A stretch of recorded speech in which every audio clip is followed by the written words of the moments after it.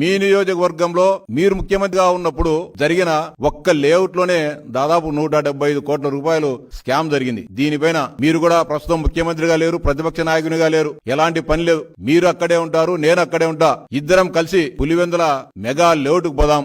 ఎంత అన్యాయాలు, ఎంత అరాచకాలు జరిగాయో అక్కడే ఇద్దరం తేల్చుకుందాం. లేకపోతే మీరు ఎక్కడ మీరిచ్చిన లబ్ధిదారుల లిస్టును తీసుకొని వస్తా, మీరు మంజూరు చేసిన లిస్టును తీసుకొని వస్తా. ప్రభుత్వం ఇప్పుడు తమ విచారణలో జరిగిన లోపాలు ఇవన్నీ కూడా తీసుకొని వద్దాం. మీరు బహిరంగ చర్చకు సిద్ధపడిన జగన్మోహన్ రెడ్డి గారు అని డిమాండ్ చేస్తా ఉన్నా. అంతేకాకుండా పులివెందుల పాడా ముసుగులో జరిగిన 100 కోట్ల రూపాయల స్కామ్ పైన కూడా మీరు విచారణకు సిద్ధమా జగన్మోహన్ రెడ్డి అని అడుగుతా ఉన్నా. అంతేకాకుండా పులివెందుల మున్సిపాలిటీ సుందరీకరణ అని చెప్పి 650 కోట్ల రూపాయలు మంజూరు చేసి ఇష్టానుసారంగా దాంట్లో అవినీతి జరిగిన మాట వాస్తవమా కాదా జగన్మోహన్ రెడ్డిని అడుగుతా ఉన్నా. ఇక ఇరిగేషన్ లో కూడా ఎత్తిపోతల పథకాలని చెప్పి రకరకాల పేర్లతో ఇరిగేషన్ లో కూడా 100 కోట్ల రూపాయల స్కామ్ జరిగిన మాట వాస్తవమా కాదా జగన్మోహన్ రెడ్డి అని ప్రశ్నిస్తున్నా. ఇంకా దారుణమైన విషయం, పులివెందుల మున్సిపాలిటీలో దాదాపు కోట్లాది రూపాయలు ఖర్చు పెట్టి సుందరీకరణ పేరుతో మీరు రింగ్ రోడ్డు చుట్టూ ఊర్లో బ్రహ్మాండంగా పాత కరెంటు పోల్ల స్థానంలో కొత్త ఇన్ని కూడా పెట్టడం జరిగింది మున్సిపాలిటీ పరిధిలో. ఈ రోజు గత